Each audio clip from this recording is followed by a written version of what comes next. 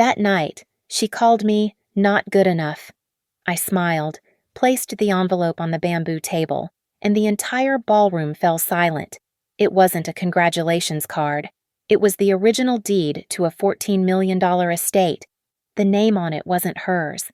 The chandelier light caught the gold seal as 200 pairs of eyes watched the paper land with a soft thud that echoed through the Harbor Glen Country Club.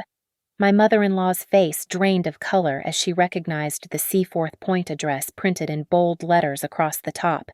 My name is Avery Blake, and until that summer evening at the Whitmore Harbor Club, I'd perfected the art of being invisible in rooms full of people who mattered. The charity gala sparkled with the kind of understated wealth that Connecticut's coastal elite wore like perfume, subtle, expensive, and impossible to ignore. Crystal glasses caught the setting sun through floor-to-ceiling windows overlooking the marina, where seven-figure yachts bobbed like toys in a bathtub. I stood near the silent auction table, my 3-year-old cocktail dress a stark contrast to the sea of this season's couture. My husband Noah worked the room with practiced ease, his mother Eleanor holding court near the terrace doors. She commanded attention in navy Chanel, her silver hair swept into a chignon that probably cost more than my monthly car payment. "Avery, darling." Eleanor's voice cut through the jazz quartet's rendition of Something Forgettable. The entire southeastern corner of the room turned to watch her approach. "I was just telling the Hamiltons about Noah's new development project. Of course, they were surprised to hear his wife works in."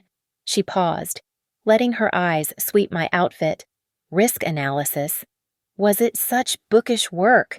The Hamiltons, old money from Greenwich, offered sympathetic smiles. Mrs. Hamilton's diamonds could have funded a small startup. "It's fascinating work, actually," I said, keeping my voice level. "Identifying hidden vulnerabilities in investment portfolios." Eleanor's laugh tinkled like breaking glass. "Hidden vulnerabilities. How amusing. Though I suppose someone from your background would need to be vigilant about such things." She turned to her audience. "Avery drives a Honda. Can you imagine we've offered to help? Naturally. But she's quite independent." The word dripped with disapproval. Noah appeared at her elbow, champagne flute in hand, saying nothing. "At least she's ambitious," Mr. Hamilton offered weakly. "Oh, yes, ambitious." Eleanor's smile could have frozen vodka. "Though ambition without breeding is rather like," she gestured toward the harbor, "a dinghy trying to dock at the yacht club. It simply doesn't belong, no matter how hard it tries to fit in." The silence that followed was suffocating. Noah studied his champagne bubbles. "The Hamiltons found fascinating things to observe in the middle distance. I suppose," Eleanor continued, her voice carrying to nearby clusters of guests. "We can't all marry for the right reasons. Some people see opportunity where others see love. But then again, when you come from nothing, even the smallest proximity to something must feel like everything." She touched Noah's arm. "Darling, the Whitfields are here. Come." "To me," she added, "we need to discuss the family trust with people who understand these matters. You understand, don't you? Avery. Some conversations require a certain pedigree."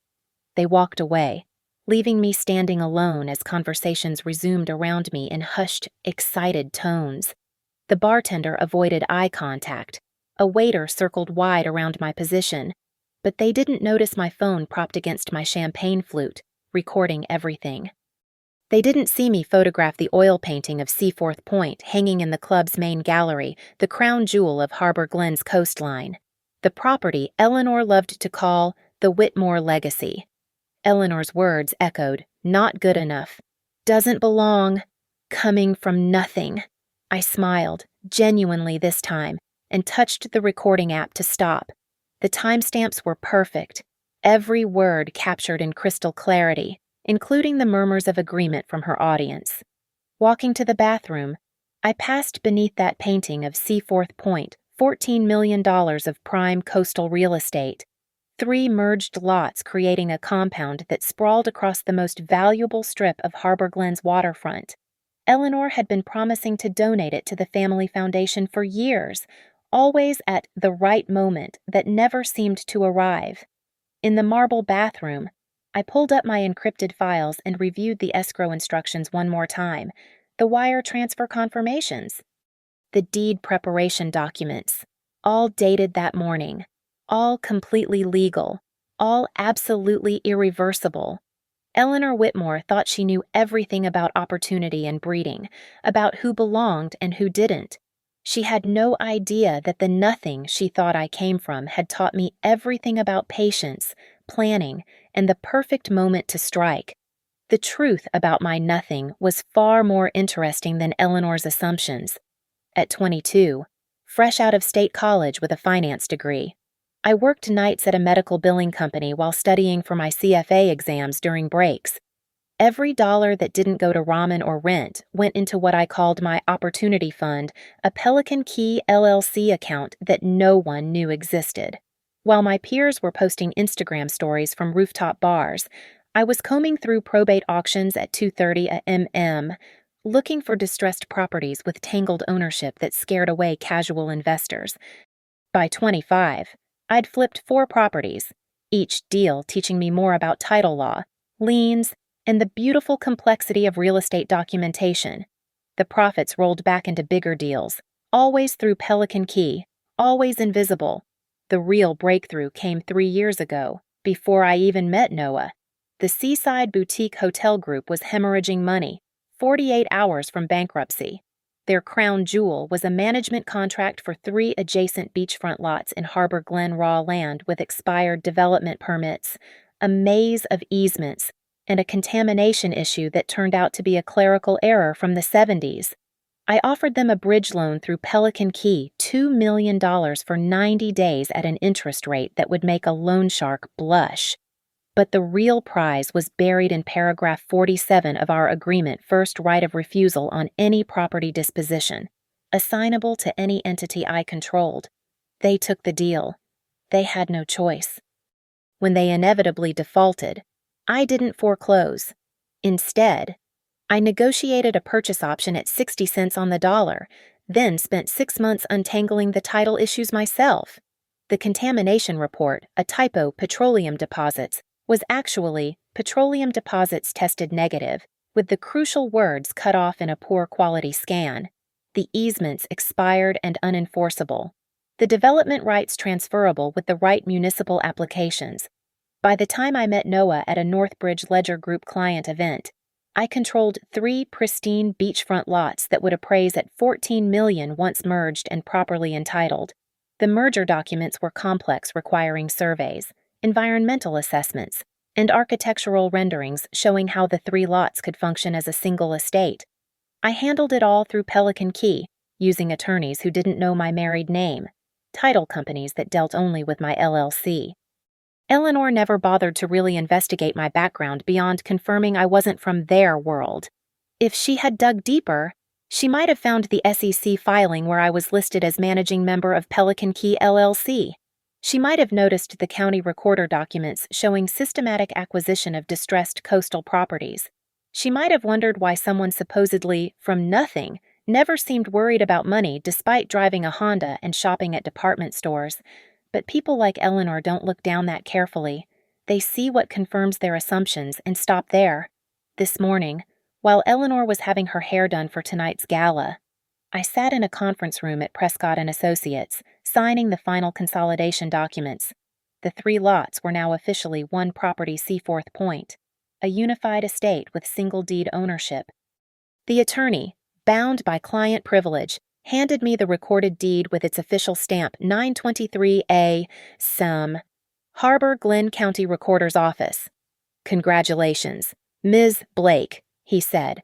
"The Seaforth Irrevocable Trust is now the sole owner of record. As trustee, you have complete control." The trust structure was elegant in its simplicity. Irrevocable meant no one, not Noah, not a divorce court, not Eleanor's battery of lawyers could challenge it. The beneficiaries were designated as educational charities to be selected at trustees' discretion, giving me flexibility while maintaining tax advantages. I stopped at the county recorder's office myself to get certified copies, chatting with the clerk about the beautiful weather while she stamped document after document with the official seal. Each stamp was another nail in the coffin of Eleanor's assumptions about who I was and what I was worth. My phone buzzed with a text from Noah. Mother wants to discuss some family financial matters after the gala. Something about protecting assets. Can you make time? I texted back. Of course. I'll have some documents to share as well. The irony was delicious. While Eleanor planned to lecture me about financial responsibility and probably pressure me to sign something limiting my claim to Whitmore money, I held the deed to the very property she'd been leveraging for social capital for years, the estate she promised to donors, the backdrop for her charity photos, the symbol of everything she thought separated her from people like me. The post-nuptial agreement appeared on our kitchen counter 3 days after the gala, wrapped in a leather portfolio like a gift. Noah pushed it toward me over breakfast, unable to meet my eyes. Mother thinks it's prudent, he said, stirring his coffee obsessively. With the development project taking on investors, she wants clear boundaries around family assets. I flipped through the pages, each clause more insulting than the last. Separate property provisions that explicitly excluded me from anything touched by Whitmore money. Spending limits on joint accounts. A morality clause so broad that financial irresponsibility could trigger immediate forfeiture of any marital claims. Financial irresponsibility, I read aloud. That's interesting language. Noah's jaw tightened. She's trying to protect the family legacy. From me. That's not... He stopped, because it was exactly that. I found Eleanor's fingerprints all over the document, but the real revelation came that afternoon when I stopped by Noah's office to bring him lunch. His assistant had stepped away, and his email was open on the screen. I wasn't snooping. The subject line was visible from the doorway. Re-Avery situation. Containment strategy. The thread was between Eleanor and the family's estate attorney, Marcus Fitzgerald. My eyes caught phrases like pattern of excessive spending, questionable investment history, and grounds for financial conservatorship if needed. But the attachment was the real gift Eleanor's assistant had accidentally included. Internal notes meant only for Eleanor's eyes. The plan was surgical in its cruelty. First, establish a paper trail of concerning financial behavior. Second, pressure Noah to secure joint signatory rights on all accounts. Third, if I resisted, threaten exposure of my secret investment activities as evidence of hiding assets from my husband. They thought Pelican Key LLC was evidence of deception. They had no idea it was the cornerstone of my independence. That evening, I met with Patricia Lane at her office overlooking the harbor. She reviewed the post-nup with the expression of someone examining a particularly offensive piece of garbage. "This is borderline abusive," she said. "No court would uphold half of these provisions. I'm not signing it." "Good. But you need to protect yourself. They're building a case for something." I slid her the email printouts. Her expression darkened as she read. "This crosses into defamation territory. Possibly conspiracy to commit fraud if they're planning to misrepresent your financial history." She looked up. "What do you want to do?" "I want to pull every financial entanglement I have with Noah's business ventures. Quietly. Completely." Patricia's smile was sharp. "You've been guaranteeing his loans. Through Pelican Key. Eleanor doesn't know. Noah barely remembers he was so grateful when I offered to help secure the initial construction financing 2 years ago. My company's guarantee was the only reason Harbor National approved the loan. And if you withdraw that guarantee, the bank will call the note.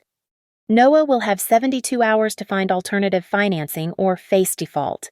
I also hired Carter Doyle that afternoon, a forensic accountant who specialized in high-net-worth divorces. Not because I was planning one yet, but because I wanted every asset mapped, every transaction documented, every financial relationship crystal clear. "I need a complete valuation of the Seaforth Point estate," I told him. "Post-consolidation, with comparables and development potential. That's Whitmore property, isn't it?" "No," I said, sliding him the deed. "It's not." His whistle was low and appreciative. "This is beautiful work. The trust structure is bulletproof." That night, Noah came home with flowers, Eleanor's idea. No doubt. Over dinner, he tried again. "The post-nup isn't about not trusting you," he said. "It's about protecting both of us." "From what?" "From complications. Your mother says a lot of things." I pulled out my phone and played the recording from the gala. Eleanor's voice filled our dining room, coming from nothing. "Doesn't belong? Some people see opportunity where others see love." Noah went pale. "You recorded that. I record everything now, including the conversation where your mother called me a gold digger to the Hamiltons, including the email where she discusses establishing grounds for financial conservatorship, including the meeting where she told her attorney I was, quote, a temporary problem requiring a permanent solution." She didn't mean, she meant every word. I stood, gathering the loan documents I'd pulled from my files. "These are the personal guarantees I signed for your construction loans. Pelican Key LLC's backing is the only reason you got financing. I'm withdrawing them Monday morning at 9. "You can't, that'll destroy everything." "Then you'd better talk to your mother about her containment strategy, because I'm done being contained." I walked to my home office and initiated the wire transfers, moving every liquid asset from our joint accounts to my trust accounts. Clean, legal, documented. By morning, the only shared financial instrument between us would be the mortgage on our house, which I could pay off entirely if needed. Eleanor wanted to play financial warfare. She had no idea she'd already lost. The Legacy Fellows Scholarship announcement was Eleanor's crown jewel event. 6 months in the planning and perfectly orchestrated to cement her position as Harbor Glen's premier philanthropist. The Whitmore Harbor Club ballroom had been transformed into what the event planner called scholarly elegance navy and gold bunting, crystal centerpieces with floating candles, and a massive LED screen that would display the program's beneficiaries and, of course, the Whitmore family's generous contributions. I arrived early, ostensibly to help with setup. Eleanor barely acknowledged me, too busy directing the placement of auction items and reviewing her speech with the teleprompter operator. The centerpiece of her presentation was the announcement that Seaforth Point would eventually house the program's administrative offices, a permanent monument to Whitmore generosity. "The property will be transferred to the Whitmore Family Foundation next quarter," I heard her tell the Harbor Glen Gazette's society reporter. "It's been in our family's control for generations." The reporter nodded, scribbling notes about legacy and tradition. I smiled and continued my work. My first call that morning had been to James Hartley, a mobile notary who specialized in high-stakes real estate transactions. "I need you at the Whitmore Harbor Club at 7:45 p.m., I told him. "Bring your official seal and wear your best suit." The second call went to Rebecca Chen Morrison from the county recorder's office. "I'd like to invite you as our guest speaker about the importance of property documentation in charitable giving," I said. Very brief, just 2 minutes during the program. "The Whitmore Foundation specifically requested someone from your office." She was flattered. Eleanor would never verify. She assumed anyone I contacted was beneath her notice. The third call was to David Steinberg, the real estate reporter who'd been covering coastal development for 15 years.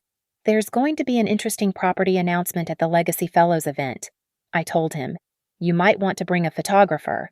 The title officer from Prescott and Associates confirmed via email that he would attend as my personal guest, ready to verify any documentation questions that might arise. But the masterstroke was the LED presentation. Eleanor's assistant had sent me the PowerPoint file to review for any typos. I made no changes to her slides. Instead, I prepared an alternate presentation on a matching USB drive. Identical in every way except for 3 additional slides inserted after Eleanor's Seaforth Point announcement. The venue's AV technician was a 22-year-old named Brandon who was thrilled to get a $100 tip for a simple USB swap at exactly 8 p.m. "Just change them out when she gets to slide 15, I said. "She won't notice, she'll be focused on the audience."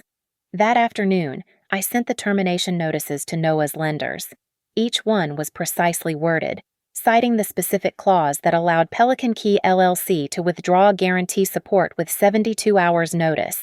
The timing was calculated the notices would hit their compliance departments at 4:30 p.m., too late for same-day resolution, but early enough that the panic would start building over the weekend. Noah texted me frantically at 5:15. "What did you do?" I responded, "Protecting my assets from financial complications.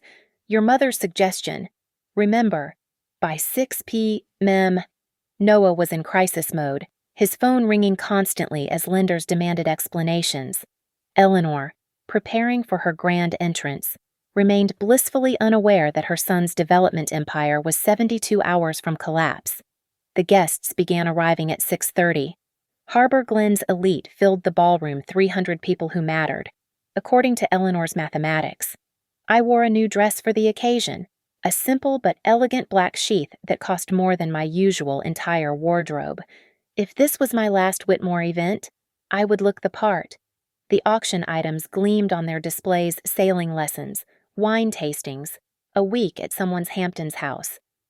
But the prime spot, lit by a special spotlight, was reserved for the architectural rendering of Seaforth Point as the future home of Legacy Fellows. The placard read, "Future Site of Excellence, generously provided by the Whitmore Family Foundation." I positioned my phone to record, checked that all my players were in position, and watched Eleanor take the podium at exactly 7:45. She glowed with anticipation, completely unaware that her carefully orchestrated evening was about to become something else entirely. "Good evening, distinguished friends," she began, her voice carrying the authority of someone who'd never been contradicted. "Tonight, we embark on a journey of educational excellence, backed by the full weight of the Whitmore family's commitment to this community." The LED screen behind her showed beautiful images of scholars, libraries, and finally, gloriously, Seaforth Point at sunset. "And now," Eleanor continued, "I'm thrilled to announce that this magnificent property, the jewel of Harbor Glen's coastline, will serve as the permanent home of the Legacy Fellows program." The audience applauded. The photographer's flash went off. And at exactly 8 p.m., Brandon switched the USB drives. Noah found me in the coat check room at 8:10 p.m., his face the color of expensive paper. His phone buzzed incessantly. I counted 6 calls in the 30 seconds it took him to locate me among the furs and cashmere. "Harbor National wants to schedule an emergency meeting," he said, his voice cracking. "They're threatening to accelerate the loan. Avery, you have to fix this." "I don't have to do anything." I applied lipstick in the mirror, steady-handed. "Your mother made it very clear that my financial involvement in Whitmore affairs was inappropriate. I'm simply following her guidance." "This isn't a game." "If those loans default, we lose everything: the development, the investor funds, our reputation." "Your reputation?" I capped the lipstick. "Your development, your mother's legacy. I'm just someone who doesn't belong. Remember." His phone rang again. Marcus Fitzgerald, the family attorney. Noah answered on speaker, too panicked to care about privacy. "Noah, what the hell is happening? I've got 3 banks calling about withdrawn guarantees. Your mother needs to know about this before." "Not now," Noah hissed. "She's in the middle of her speech. This can't wait. If Pelican Key LLC pulls their backing, you need alternative financing immediately. Does your mother have liquid assets she can pledge?" Noah's eyes met mine. "Pelican Key, that's yours." I smiled. "Surprised your mother's investigators should have dug deeper." Through the door, we could hear Eleanor's voice reaching the crescendo of her presentation. The walls were thin. Her words carried clearly. "The Whitmore family has always understood that true legacy isn't just about wealth, it's about lifting others to excellence." "Please," Noah whispered, "don't do this. Not tonight. Your mother wants to discuss containment strategies, financial conservatorship, having me declared incompetent." I pulled out my phone, showing him the email thread Patricia had forwarded. "She called me a temporary problem requiring a permanent solution." He read it, his face cycling through shock, anger, And finally, resignation. I didn't know about this. But you didn't stop it either. My phone buzzed. A message from Brandon. USB switched. Your slides are next. I have to go, I said, moving toward the door. Noah grabbed my arm. What are you planning? Your mother wants to announce the Seaforth Point donation. She should have her moment. Avery, let go of my arm. Noah. He did, but followed me back into the ballroom. Eleanor was building to her grand finale, the LED screen showing golden sunset views of the estate. For generations, Eleanor proclaimed, Seaforth Point has stood as a symbol of achievement and excellence. Tonight, I'm proud to announce my phone vibrated. Rebecca from the recorder's office. Should I come to the podium now? I typed back 2 minutes. Meanwhile, Carter Doyle had sent his final valuation report, which I forwarded to David Steinberg, the reporter. His response was immediate.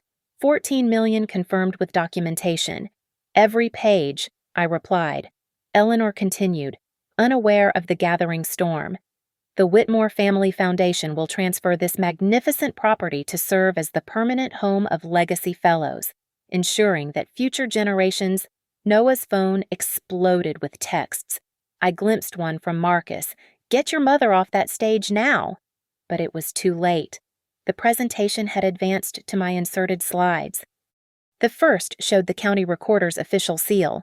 The second displayed the property consolidation map. The third was the recorded deed, every line visible except the personal information, but clear enough to read Seaforth Irrevocable Trust and recorded at 923 A. Eleanor stopped mid-sentence, staring at the screen behind her. The audience murmured, confused. Technical difficulties, she said with a nervous laugh, clicking her remote. But the slides didn't change. Brandon had disabled her control. That's when I stood up. Actually, Mrs. Whitmore, there's no technical difficulty, but there is a legal clarification that needs to be made. 300 heads turned to me. Noah sank into his chair. Eleanor's smile froze into something that would have been terrifying if I hadn't been holding all the cards. What clarification? She asked, her microphone catching the slight tremor in her voice. Regarding the ownership of Seaforth Point. The title officer from Prescott and Associates stood as well, his presence lending official weight to the moment. Rebecca from the recorder's office moved toward the podium, confused but following the program she'd been given. Eleanor's eyes found Noah in the crowd. He was slumped forward, phone in hand, showing her something on his screen. Probably Marcus's frantic messages about Pelican Key LLC and the true ownership of the estate. I see, Eleanor said slowly. Decades of social training keeping her upright. Perhaps we should discuss this privately. No, I said, my voice carrying clearly. You chose a public forum to announce your generosity. The public deserves accurate information. David Steinberg's photographer raised his camera. The flash went off like punctuation. Eleanor's mask finally cracked. You wouldn't dare. My phone buzzed with the final confirmation from the title officer, ready to verify ownership on your signal. I smiled and began walking toward the podium, my heels clicking against the marble floor in the absolute silence of 300 people holding their breath. The walk to the podium felt like crossing an ocean. 300 pairs of eyes tracked my movement, the only sounds the whisper of my dress and the distant clink of a champagne flute someone set down too quickly. Eleanor stood frozen at the microphone, her knuckles white as she gripped the podium edges. Good evening, everyone, I said, my voice steady despite the hurricane in my chest. I apologize for the interruption, but there's been a misunderstanding about the Seaforth Point property that needs immediate clarification. Eleanor found her voice. This is highly inappropriate. What's inappropriate? I said, turning to face her directly. Is announcing the donation of property you don't own.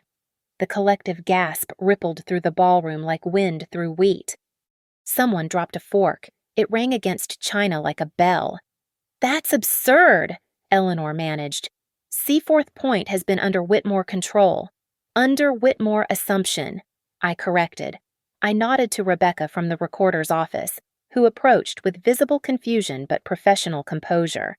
Ms. Morrison, could you please verify the recording information for the property currently displayed on the screen? Rebecca squinted at the LED display, then pulled out her phone to cross-reference. Yes, this deed was recorded this morning at 9:23 a.m.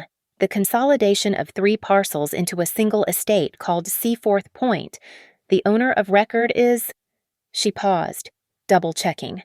The Seaforth Irrevocable Trust. And the trustee, I prompted. According to our records, Avery Blake. The silence shattered into chaos. Voices erupted across the room, shock, confusion, and more than a few delighted exclamations from those who'd endured Eleanor's condescension over the years. Noah's face had gone from pale to gray. Eleanor's assistant was frantically typing on her phone, probably trying to reach Marcus Fitzgerald.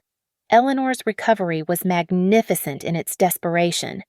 This is obviously some kind of fraud.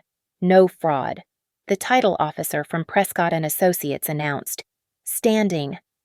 I personally handled the transaction. Every document was legally executed and properly recorded. The chain of title is clear and unencumbered. But how? Eleanor stopped, her social training warring with her fury. How did someone from nothing acquire $14 million in prime coastal real estate? I pulled out my phone and connected it to the sound system Brandon had given me the auxiliary cable password. Let me share something you said 3 nights ago at this very venue. Shh, Eleanor's voice filled the ballroom, crystal clear. When you come from nothing, even the smallest proximity to something must feel like everything. Some people see opportunity where others see love. A dinghy trying to dock at the yacht club. It simply doesn't belong. I stopped the recording. You were right about one thing, Eleanor. I did see opportunity. The opportunity to purchase distressed assets, untangle complex titles, and create value through intelligence and hard work. Things that have nothing to do with breeding or pedigree. David Steinberg was scribbling frantically. His photographer hadn't stopped shooting. The property, Eleanor started, was never yours, I said. You've been taking photos in front of it, promising it to donors, planning its future, all while having no legal claim whatsoever. The 3 original parcels were owned by Seaside Boutique Hotels, which sold them to Pelican Key LLC, my company, 3 years ago, before I even met Noah. I pulled out the leather portfolio Eleanor had sent with the post-nuptial agreement and placed it on the podium with deliberate care. You wanted me to sign documents limiting my financial involvement with the Whitmore family. Consider that done. As of 5 p.m. today, I've withdrawn all financial guarantees supporting Noah's development projects. Noah stood abruptly. Avery. Furthermore, I continued, any use of Seaforth Point images in Whitmore Foundation materials without permission constitutes copyright infringement. My attorneys will be in touch. Eleanor's composure finally shattered completely. You conniving little careful, I said softly. We're recording everything. Again. The Harbor Glen Gazette photographer captured Eleanor's expression perfectly, mouth open, eyes blazing, the careful mask of superiority finally stripped away. It would make tomorrow's front page. Rebecca Morrison cleared her throat. If there's nothing else, I should... Actually, I said. There's one more thing. I reached into my bag and pulled out a single document, holding it high enough for everyone to see the gold seal. This is a notarized letter of intent from the Seaforth Trust.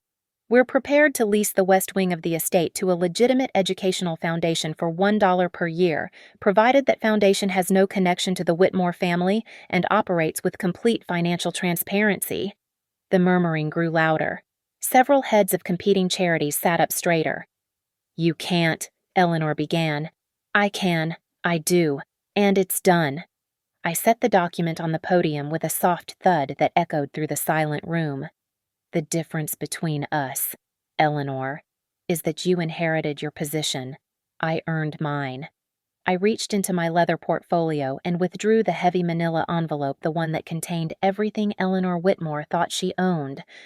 The weight of it, The substance of $14 million reduced to paper and ink felt like justice in my hands. "Before I go," I said, letting the envelope rest against my palm, "I have something for you. Eleanor." She stared at the envelope like it might explode. Smart woman in a way. It would. I pulled out the documents one by one, laying them on the podium with deliberate precision. The warranty deed, transferring clear title from Pelican Key LLC to the Seaforth Irrevocable Trust. The paper whispered against the microphone. The affidavit of identity, confirming I am the sole trustee. Another whisper. The property consolidation map, showing how 3 separate parcels became one $14 million estate. Each document landed with a soft sound that carried through the ballroom's perfect acoustics. 300 people held their breath. "And this," I said, producing the final document, "is a lease agreement. The Seaforth Trust will allow the use of the West Wing for educational purposes. 10 years, renewable. But there are conditions." Eleanor's hand reached for the papers, then stopped. She knew touching them would make this real.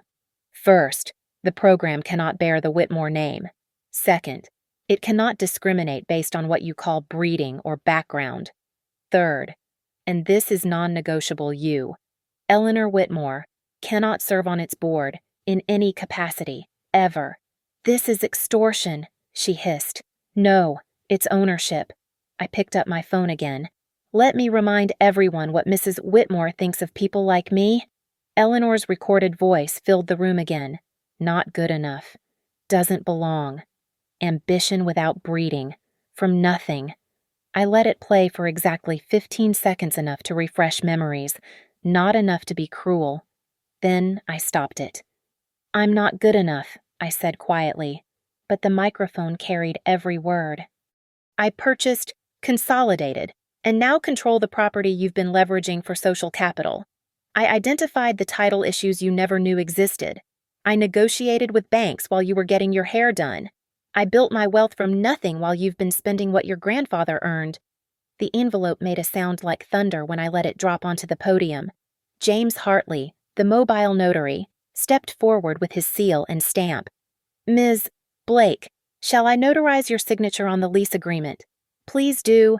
I signed with flourish. Each letter of my name a declaration. The notary's seal came down with a satisfying thunk. Official. Irreversible. Done. The title officer from Prescott and Associates moved to the podium. "For the record," he said, reading from his phone. "The Seaforth Point estate, consolidated from 3 parcels, was recorded this morning at 9:23 a.m. at the Harbor Glen County Recorder's Office. Document number 2024-789-4521. The owner of record is the Seaforth Irrevocable Trust. The trustee of record is Avery Blake." He looked up. "This is public information.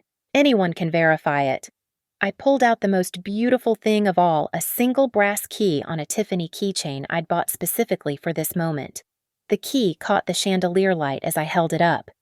"This is the master key to Seaforth Point," I said. "The only one that opens the main gate, the front door, and the private study where you loved to take your publicity photos. Eleanor." Her face had transcended rage and entered something closer to grief, the grief of losing something you never actually had but believed was yours by birthright. "You planned this," she whispered. "For 3 years," I confirmed. "Ever since I recognized the property in your family photos. You never checked the ownership. Did you just assumed it would always be there, waiting for you to magnanimously donate it when the moment best served your ego?" Noah finally found his voice. "Avery, you're really the owner." I looked at my husband, this man who'd stood silent while his mother humiliated me, who'd brought me a post-nuptial agreement like it was reasonable, who'd never once defended me in 3 years of marriage. "Yes, Noah, I own it. I own all of it. And unlike your mother's promises, my ownership is documented, notarized, and recorded." The photographer's flash went off again, capturing Eleanor gripping the podium, the scattered documents before her, the brass key in my raised hand. One more thing, I said, pulling out the final recording. This is from yesterday, when you told Marcus Fitzgerald I was what was the phrase, a temporary problem requiring a permanent solution. Eleanor's voice, tinny but clear. She won't sign the post-nuptial willingly. We need leverage. Check her background again. There must be something we can use. Marcus's response. What if there isn't Eleanor? Then we create something. Temporary problems require permanent solutions. I clicked stop. Conspiracy to commit fraud. I believe my attorney called it. The room erupted. Board members whispered furiously. Donors exchanged shocked looks. Several people were already heading for the exits, distancing themselves from the unfolding disaster. I picked up the brass key and spoke my final words into the microphone. You said I wasn't good enough, Eleanor. But I don't need to be good enough for you. I own the keys to the kingdom you only pretended was yours. The key made a perfect arc as I tossed it once and caught it, the small gesture somehow more devastating than any words. Then I turned and walked toward the double doors, my heels marking each step like a countdown. Behind me. Eleanor's voice cracked. You can't, this isn't. But the microphone had already cut off. Brandon, beautiful Brandon with his perfect timing, had killed her audio feed. The double doors opened before me, held by two attendants who'd heard everything. In the hallway beyond, white orchids lined the path to the exit flowers Eleanor had chosen to represent the Whitmore family's pure excellence. I walked through them without looking back, the brass key cold and perfect in my hand. The ballroom behind me erupted into chaos, but I kept walking. Through the floor-to-ceiling windows, I could see the marina lights reflecting off black water, the same view that had witnessed my humiliation just days ago. Now it would remember something else entirely. My heels struck the marble floor in a steady rhythm 3 beats. Then silence as the double doors swung shut behind me with a decisive thud. The sound reverberated through the hallway like a judge's gavel coming down. Final, irreversible, done. Behind those doors, the immediate aftermath was unfolding in real time. I could hear the rising voices, the scrape of chairs as people stood abruptly, the crash of something glass hitting the floor, probably Eleanor's champagne flute, dropped from nerveless fingers. The MC's confused voice crackled through the sound system. Ladies and gentlemen, we'll take a brief intermission. But there would be no recovery from this intermission. No second act where Eleanor Whitmore reclaimed her dignity. The Legacy Fellows program would need a new patron, a new venue, and definitely a new name. Through the windows, I watched Noah burst onto the terrace, his phone pressed to his ear, probably Marcus Fitzgerald, or maybe one of the banks. His free hand gestured wildly as he paced, the portrait of a man watching everything collapse. He'd rebuild, probably. Men like Noah always did, cushioned by connections and second chances.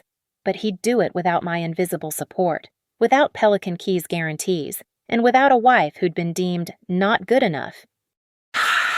Eleanor appeared next, surrounded by her assistant and 2 board members. Even from here, I could see her mouth moving rapidly, trying to spin, to salvage, to reframe. But David Steinberg was already on his phone, probably dictating tomorrow's headline to his editor. The photographer had enough shots to fill a gallery exhibition titled The Fall of a Dynasty. The valet brought my Honda Yes, the same one Eleanor had mocked, and I handed him a $100 bill. Thank you for taking care of her, I said, patting the hood. This car had driven me to every probate auction, every late-night negotiation, every small victory that had led to this moment. As I drove away, my phone began its symphony. 14 missed calls from Noah, 23 text messages I didn't need to read, 6 voicemails from numbers I recognized as Whitmore board members. I turned it off completely. Tomorrow would bring lawyers, threats, maybe even apologies. But tonight was mine. I drove to Seaforth Point, using the brass key to open the main gate for the first time as the acknowledged owner. The estate sprawled before me in the moonlight, $14 million of pristine coastal real estate that patience, intelligence, and careful planning had delivered into my hands. The same hands Eleanor had deemed unworthy of her son. The great room still smelled faintly of furniture polish and old money. I walked through each room, my footsteps echoing in the emptiness. In the study where Eleanor had loved to stage her photos, I found the one thing the previous owners had left behind, a bottle of 1982 Chateau Margaux in the wine cabinet, probably worth more than my monthly salary at Northbridge. I opened it. No special occasion would ever top this one, and poured a single glass. Through the study's windows, Harbor Glen sparkled below, including the Whitmore Harbor Club, where 300 witnesses were probably still processing what they'd seen.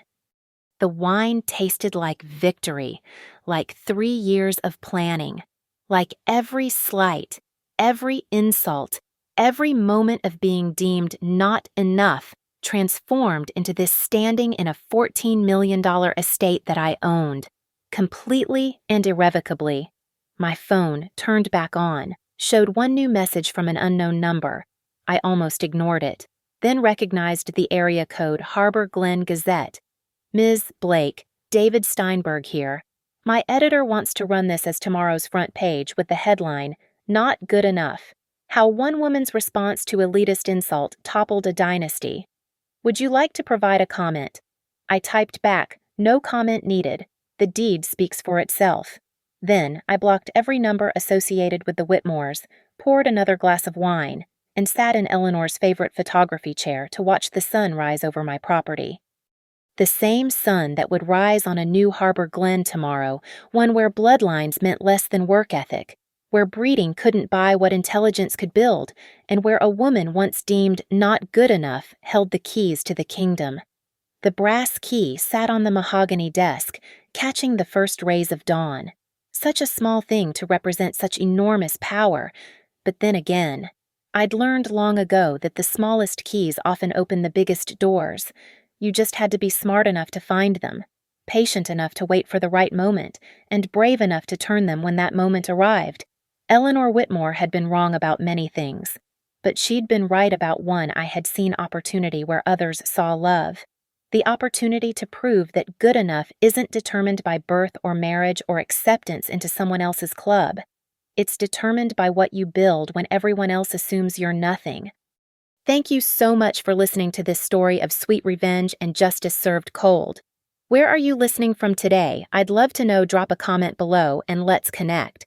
If this story of taking down entitled elites resonated with you, please subscribe to the channel and share your thoughts. Have you ever faced someone who said you weren't good enough? How did you prove them wrong? Let me know in the comments. Your stories inspire me to keep sharing these tales of everyday people winning against impossible odds.